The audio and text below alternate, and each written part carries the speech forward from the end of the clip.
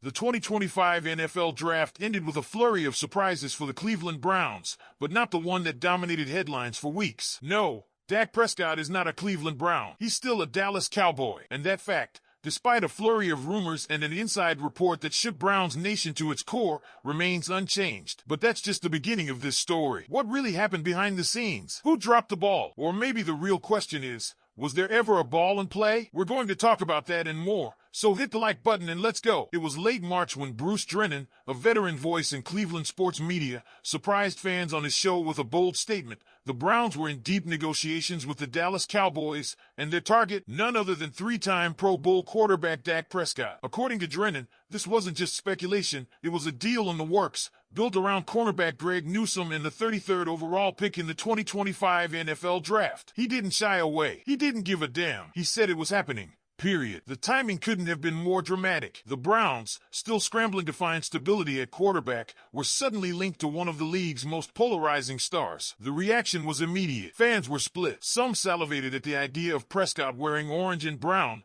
leading an offense starved for consistency. Others were skeptical, not of Drennan's integrity, but of the feasibility. Mike Florio of Pro Football Talk quickly threw cold water on the fire, pointing out the salary cap implications would make the move almost impossible without major restructuring. Still, Drennan held his ground. He didn't backtrack. Even after the draft passed with no trade, he reiterated that his information came from a credible source inside the Browns organization. My tip about the Prescott deal did not come about, and it's probably a good thing, Drennan said on air. When I got the tip, I didn't think it was the answer for the Browns, but it was legitimate. I haven't found out the reason why it didn't come about yet. I will. Now, with the dust settled and Cleveland's QB room more crowded than ever, the conversation has shifted. If it wasn't going to be Prescott, then who is the answer? This offseason has turned the Browns quarterback carousel into a full-blown amusement park ride. They signed a free agent. They traded for Kenny Pickett. And then, with a jaw-dropping turn in the draft, they selected not one but two rookies, Dillon Gabriel and Shedeur Sanders. Shedeur, in particular, has lit a fire under Browns fans. Projected for months as a first-round pick, his fall to the 5th round was one of the most unexpected slides in recent draft memory, and it sparked a wave of questions.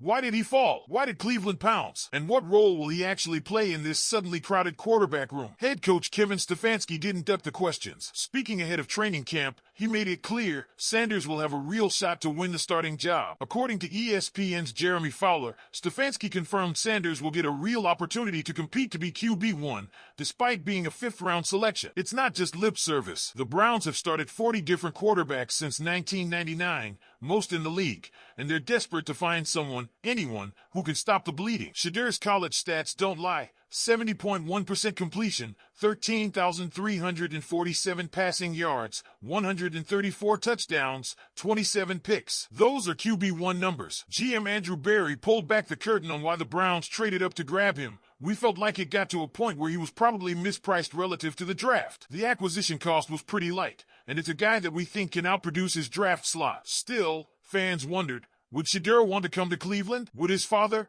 Deion Sanders, NFL legend and known to be protective of his son's career, push back? Apparently not. According to Daniel Oyefusi of ESPN, Deion personally FaceTimed Andrew Berry after the draft, expressing support and familiarity with QB coach Bill Musgrave, a former teammate. That call may prove pivotal. Having Deion's buy-in might be the best insurance policy the Browns didn't know they needed. As for Sanders, he enters a chaotic quarterback room with a real opportunity. Deshaun Watson, Joe Flacco, Kenny Pickett, Dillon Gabriel, and now Shedeur, all vying for snaps. But only one can lead. Only one can own the locker room, command the huddle, and carry the hopes of a city that's been waiting far too long for a franchise quarterback. And as if that weren't enough drama for one offseason, there's the looming question surrounding fan-favored running back Nick Chubb. After suffering a devastating injury and facing uncertain rehab timelines, Chubb's future in Cleveland appears all but over. Jerome Ford, after taking a pay cut from $3.49 million to $1.75 million, is now solidly entrenched. Combine that with the arrival of rookies Quinton Judkins and Dylan Sampson, and suddenly, Chubb finds himself the odd man out. Mary Kay Cabot of Cleveland.com laid it out plainly. That comeback will likely have to take place with another team. The Browns simply don't want to make Chubb the 4th back on the depth chart. Harsh? Maybe. But this is the NFL, and sentiment doesn't make rosters. Production does. So here we are, Browns fans, no Dak, no quarterback guarantee, no Nick Chubb. This offseason has brought some major changes, and we're not even in training camp yet. What do you think of the Prescott rumors? Were they real? Were they a smokescreen? And should Shedeur be the guy to lead this team moving forward? Let us know in the comments. And just when you think the storylines couldn't get any thicker, the Browns quarterback saga takes another twist. While fans debate the legitimacy of the Dak Prescott rumor and whether Shedeur Sanders could be the guy, the internal battle brewing at QB is anything but symbolic. It's a war for the soul of this franchise. The stakes? Nothing less than the team's future. Veteran Joe Flacco returns to the roster after a surprising late-season surge in 2024, offering calm under pressure and an undeniable edge in experience. He's the stabilizer, the guy you trust when everything else collapses. But Flacco isn't a long-term answer. He's a band-aid on a bullet wound. And Kenny Pickett? He's still trying to prove that his inconsistent run in Pittsburgh wasn't the final word on his potential. The Browns didn't give up much to acquire him,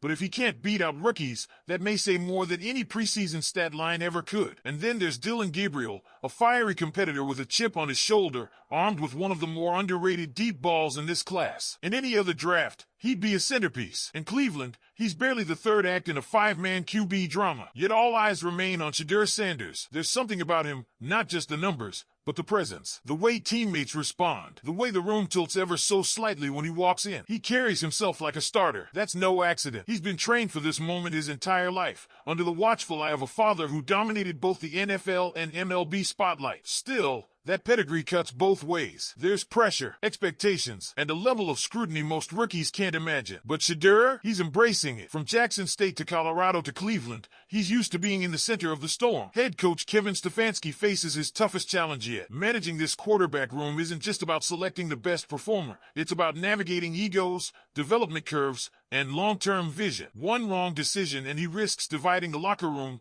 losing momentum, or worse, wasting another year of potential. Meanwhile, the front office watches with equal anticipation. Andrew Berry gambled on Shedeur. If Sanders wins the job, he looks like a genius. If not, the questions about draft capital, roster direction, and the ever-present Deshaun Watson conundrum will come roaring back. Speaking of Watson, where does he fit into this? Still under a massive contract, still recovering physically and mentally, Watson remains the NFL's most expensive unknown. His presence complicates matters, because if he's healthy and focused, he's QB1 by default. But if there's a chink in the armor, Stefanski may have no choice but to turn the page. It all adds up to one of the most compelling quarterback competitions in recent NFL history. Training camp isn't just about workouts, it's about defining identity. And for the first time in years, Browns fans aren't just waiting for clarity, they're demanding it. Now it's your turn. Who do you think should start in Cleveland? Is Shedeur Sanders ready to lead the way? Should Watson still be in the running? Let us know in the comments. Be sure to like the video, subscribe to the channel, and turn on notifications so you don't miss a moment of this wild ride. Go Browns!